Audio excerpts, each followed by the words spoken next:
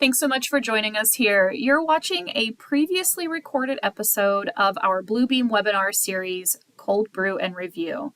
You can join us live on the first Wednesday of each month. Our expert, David Campbell, will show you how to use this amazing tool. And all of our live sessions have a moderated Q&A, so you can have all of your questions answered in real time. We hope to see you next month, and for now, on to the episode. Obviously, if you're hanging out with us today, this is Cold Brew and Review.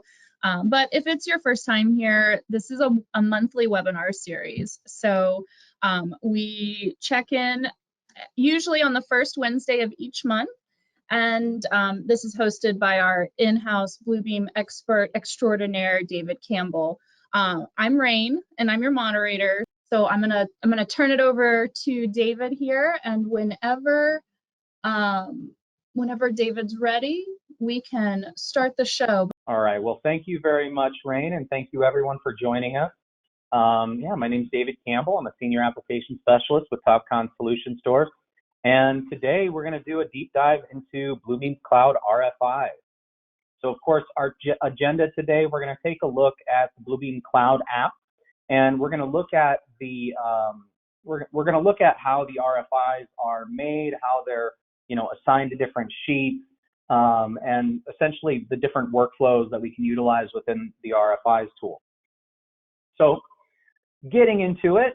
If you've been with us before, you know a little bit about us. If not, I like to have a couple slides here to kind of just tell you guys who Topcon Solutions is and kind of where we come from. So Topcon Solutions, we are a direct retail sales division of Topcon positioning systems, and we do have 13. I think this is going to be updated soon, because I think we're going to have 15 or 16 different locations throughout the United States. Now, Topcon, our parent company, has traditionally sold products through a channel of independent specialty dealers.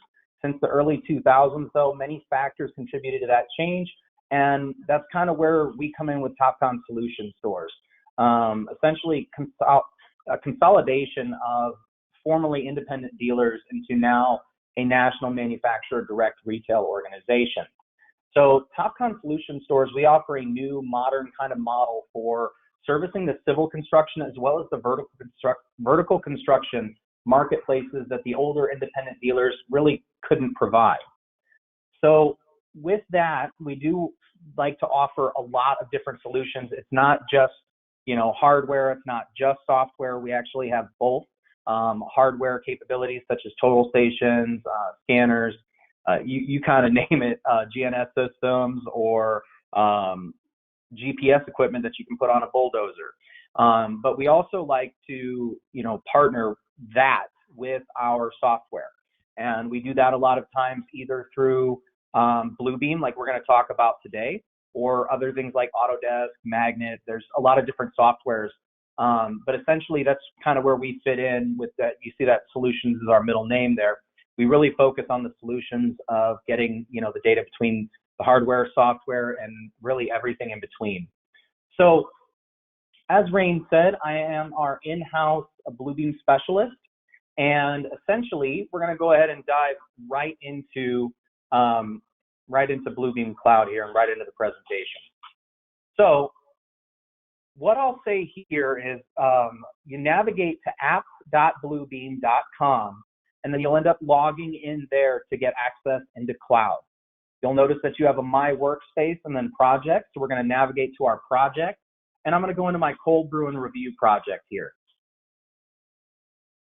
Oh, by the way, I did not say this, but if anyone has any questions, feel free to type them in the chat, and Rain can let me know when they come up. We also have a dedicated Q&A after this, so we have some time to go back and answer those questions as well. But getting into it, when you land in Cloud, we kind of talked about this on the last presentation, but you'll initially be taken into the dashboard. And again, just to kind of give a good repetition of that, the dashboard is a good home screen to let you know kind of what's going on with your projects, right? The drawings that have been uploaded, the team that you have, the address. One of our next webinars is going to dive into the punch items. And then as we're kind of talking about today, our RFIs, how many open and overdue RFIs do we have? Now, I do have a hyperlink right here where I can go ahead and click on View All for RFIs, or of course, I can come right over here to the left side and click on RFIs. So, what you'll notice about an RFI, essentially, we have a lot of different details that typically come with an RFI, such as the subject, the question. One big thing I like about this is now, as you bring other members into the system, we can start assigning those out to the different members within your system, and we can actually set a distribution list. So essentially, whoever, when this RFI is created, when it gets sent over for review, or we're going to create an official response on that, Jay and Joey here are going to be updated with that information. We can specify that due date, what impact it's going to have, any file attachments. So there's a lot of different information here, as well as the history. This is a nice activity report for these RFIs.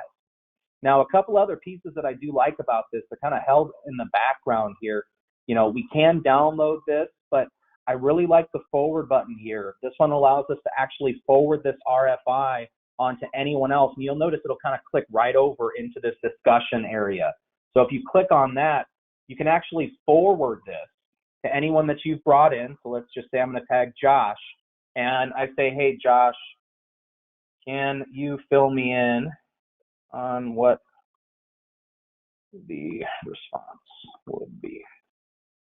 Now, we can insert files with this. We can upload files. Insert, of course, is going to want to pull them from drawing. Now, the cool thing about this, though, because if you guys remember our last webinar, we kind of talked about the difference between drawings and documents, right? Documents allows you to upload different documents, but you're pretty much kind of stuck to your local. You're uploading from your local device, or your file explorer in that sense. In drawings here, this is where we start to see the connectivity of Studio Project or any other integrations like we talked about with OneDrive, Box, Dropbox, anything like that. We can go ahead and start pulling those drawings in from those other locations as well. So I thought that was pretty neat. With upload files, this one, of course, is going to just essentially allow you to upload those files from your local or your file explorer. Now, when I hit send, you'll notice that it's going to keep track of any time this was sent out, what messages, everything like that. So Josh is going to get a tag and let him know that I need him to go ahead and let me know what we want to respond back to this officially with. Now, kind of an overview on the RFIs, right? And we're going to deep dive into this here a little bit, but the other piece that I wanted to mention is this RFI log here is going to keep track of all of the different RFIs that are happening within our system. One other piece that I love about this is you'll notice that I have a 1 and then a 1.1. You'll notice that if we close, and that's another piece I'll need to dive further into here, the workflow of the RFI itself, but as it moves through that workflow, once it's closed, if we ever need to reopen that RFI, it'll actually create a 0.1 right off of that RFI number. So let's go ahead and do a little bit of a deep dive into these. I'm going to go ahead and hit create RFI here. And this is where, of course, we're going to type in a lot of that information that you guys saw on my last RFI, that training question. So we're going to call this our Cold Brew RFI. And the question of the day is going to be, what are you drinking? What kind of cold brew? Are you drinking cold coffee or hot coffee? It's, in all honesty, it's kind of difficult to drink cold brew, I think, in the winter, especially here in Indiana, just because it's so cold. I feel like I want something hot, right? But you can specify your assignee here, like who I want to send this to. And we're going to go ahead and tag Josh in this one. So Josh is going to get a couple of emails from us today. Now, at this point, we can specify anyone in that distribution list. So I can select my other email there, or myself. I mean, if I want to be tagged in this, let's go ahead and say I'm going to add Michelle. I'm going to add Joey on there. I'm going to specify a due date, and this will pull up with a calendar. So maybe we're going to go ahead and hit by the 20th. And then, of course, specifying the type of impact. Is this going to have a cost impact, a schedule impact, or a cost and schedule impact? So in this case, we're going to say none. Now, again, we can still insert those files. So if I wanted to go ahead and reference like a 1.1.1 here, I can reference that. Now, I do want to make sure I note I'm referencing it, right? I am not placing the RFI on the document. We're going to talk about how to do that here in a second. Now, at this point, it's going to fill in the project application, like the details here, the address, who this was requested by. It's going to save all that for me. Now, I can click Save. And you notice that when I click Save, it gives it a draft status. That's beneficial because if I'm actually maybe walking the site, I start typing some things in, but I'm not really ready to send this out yet. It gives me the capability to keep that in my court. No one else can really see that RFI. You'll notice it's not picking up a number in the system. So we can kind of keep that internal until we're ready to go ahead and send it. So at this point, if I know I'm ready for Josh to see this, I can go ahead and hit send, and then you'll notice it's going to flip over to open for us. Now, to kind of walk through this workflow a little bit, it starts as a draft right before you send it. Once you send it, it is open. Then we will go ahead and create that official response. So let's just say in this case, training was completed. I can insert files at this time as well. You'll notice I can add to the discussion. I just got an RFI notification here. That's how kind of quick that is, so that's nice. But essentially, I can add to anything I may need with this. I can see the different messages here. Now, if I wanted to maybe grab this or attach anything to it, I can go ahead and start attaching the discussion to the actual RFI, or at least parts of that discussion to that RFI. So that's pretty neat as well. Now I'll go ahead and hit send, and you'll notice that is what actually closes the RFI. Now, again, if we see at any point, oh wait, you know, we need to actually bring this back up because the training, I actually didn't answer it, right? When is the training slotted? I need to reopen this, and we can go ahead, you'll notice it'll assign that point 1 here. It'll give us the capability to add a new question, add new assignees, distribution list. So we can kind of keep these going as well in that sense. And then you'll see that it changes over to draft. Now, we do not lose the original RFI. You'll notice I can still click on that original version, version 3, that was closed. But it is nice in this sense that we have a version history. And you'll notice here it's letting me know that this RFI is being reopened, and I can go ahead and see the draft of the latest version. Now that's because I am writing it, right? I'm setting this up, but it will let you know that you're not in the right RFI, that you're not in the right version of that. Now, as projects get further and further, we know that there can be a lot of RFIs. I mean, it'd be great if there were, you know, a small amount or very, very little, but of course that all depends on the project itself. They do give us a couple of tools here to utilize to kind of search through this RFI log. One, of course, is going to be the search tool. So if I type in training, you'll notice it just starts sorting them for me, okay? The filter, though, the filter is going to be able to actually go ahead and give you the capability to look for any open, closed, overdue, assigned to me, and then you can actually just go ahead and search by assignee themselves. What I like about this is I can combine this with the export feature, right? In this sense, maybe I want to know any overdue RFIs, and I'm going to get rid of assigned to me. And this one, we see that Joey's overdue. It was actually due October of last year, so he's quite a ways off. You'll notice that I can actually either get back into that, I can add, you know, to the discussion, things like that, or I can export this data out as an XLSX. And then it gives me the information here in an Excel spreadsheet. So this is also a great way to kind of track your different RFIs and kind of maintain that RFI log in a CSV as well, or Excel spreadsheet, excuse me. But those are the pieces that I wanted to cover for the RFI and the RFI log, okay? Now, let's talk about setting these RFIs, getting these RFIs into a drawing, right? Well, yes, let's head there first, and then I'll kind of swing back and talk about the mobile experience. So in this case, I'm going to get into my A1.2 here. Take a second for it to open up. And you'll notice my RFIs are over here on the right side. Now, there are no posted RFIs currently to this drawing. If there were, that's where we would find them. To create a new RFI, you're going to want to look under the markups here, down towards the bottom, and there's where we're going to see the RFI and the punch. So in this case, if we click on RFI, you'll notice that we have a few different RFIs that we can essentially place on this sheet.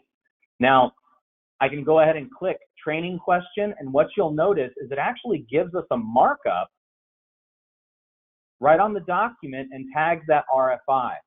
So it's letting us know this RFI is being reopened. I can view that draft of the RFI, but that markup is going to apply itself right onto the document. So this is how we can actually tag the RFI right on a drawing itself. Okay, and again, that was going to be going right here to RFIs and then selecting the RFI. So that's going to be one kind of limitation that you're going to notice, you're going to see here, is that you can't really create RFIs on the sheet per se. Now it can, in my mind, let me go ahead and click on these markups here. You'll notice that you can kind of try to build this in with the markups that they have, but they're not going to have a lot of the automation and the assignee capabilities, things like that you're going to have in the actual RFIs themselves, right? So in this case, we can't create them here. They need to be created here in the RFI log. And once they're there, then you can go ahead and place it on a drawing. Now, you'll notice that this one did not apply to that list, right? That's because currently it says that it's attached to A1.1.1. So let's talk about that from the reverse kind of position, right? If we start here in the log and we attach the document to it, if I go to drawings now and I look for that A1.1.1 here, you'll notice that if I go to my view RFIs, that RFI is here. It just hasn't been placed on the sheet. Now, at this point, you'll notice I can't really place it in this sense. It takes it off of that list, right? So if you attach it, you are, let me double check this one. That's RFI 2. Hey, actually, it looks like, oh, yeah. Let me see here, which other ones that we have. And RFI 3. That's RFI 2. They're both RFI 2. Now, I don't see the actual RFI, so I may have been wrong on that. I apologize. It looks like if you attach the document to it, it doesn't really allow you to place the RFI on the document itself. So that's an interesting workflow there that you'll have to kind of watch in that sense, because if we come in here, if you've already attached it, you're not going to be able to get that RFI on the actual document. All right. Oh, I think I know why though. So I just realized this. This is revision 1, and it probably was placed on the original revision, which is why I don't have it with this document here. All right. So let's talk about the mobile experience for a minute. As you guys, as we kind of talked about during the last presentation, mobile is only going to have access to drawings. They will also have access to RFIs and submittals. With RFIs, they're going to be viewing the RFIs. Okay. Now, when they're viewing the RFIs, they're going to be able to see this entire log. They're going to be able to see all of the RFI details. They can actually respond back to these RFI. I am logging into my application now. I was going to try to see if I can maybe screen share there, but I don't know if I'm going to be able to. Now, the nice thing about this, though, is that the Bluebeam Cloud app, as we've talked about before, it's not limited to one platform. So you can use it Android, you can use it Apple, you can use your phone, you can use an iPad, different things like that. So, yes, we can see the RFI log. Okay, we can also create RFIs from our mobile. So we will be able to create those from the mobile device as well.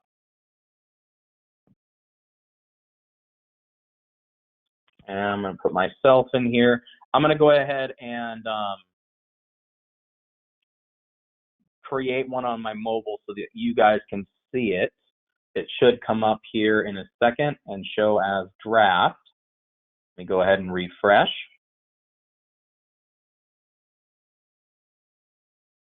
And there it is. So we can create those with our mobile devices. And then again, when we get into the actual drawings portion, we're going to be able to view any of these PDFs essentially on our mobile device, right? But you're also going to be able to add those markups for the sheet placement, much like we have here.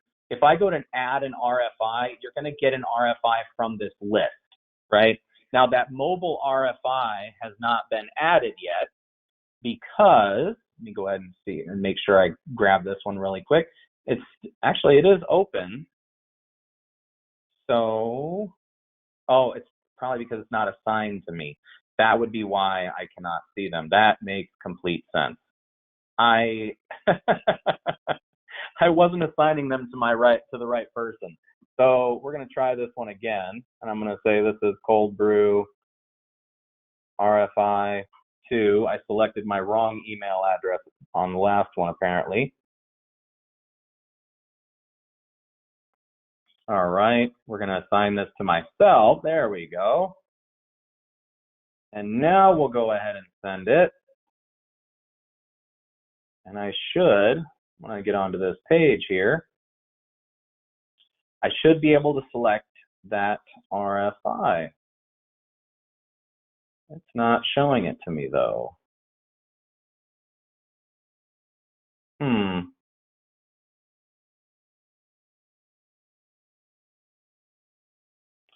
So I'll have to dive into that one a little bit more because typically that is how it might actually just need a second to actually pick it up is what I'm wondering.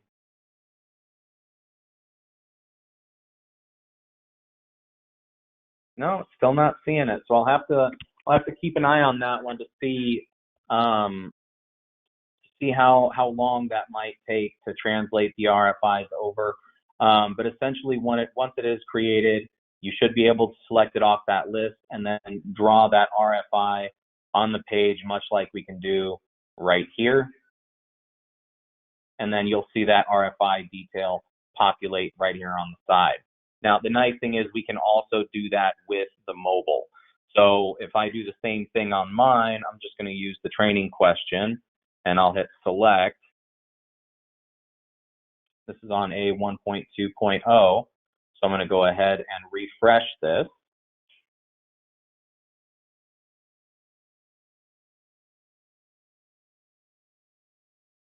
And there it is. So this was, again, added by my mobile device. So you'll see that functionality kind of both ways there. All right. And it is also telling me, by the way, on this document or this RFI that it is being, reopened, that it's not the current version of that document or that's a RFI, excuse me. You can always drop us some questions to info@topconsolutions.com. And either myself or David will be able to get back to you with some info. I hope that you all have a great day, great rest of your week. All right, everybody. Well, have a wonderful week. And again, if you end up rewatching and you have any questions, you can email us at info@topconsolutions.com. We will see you next time.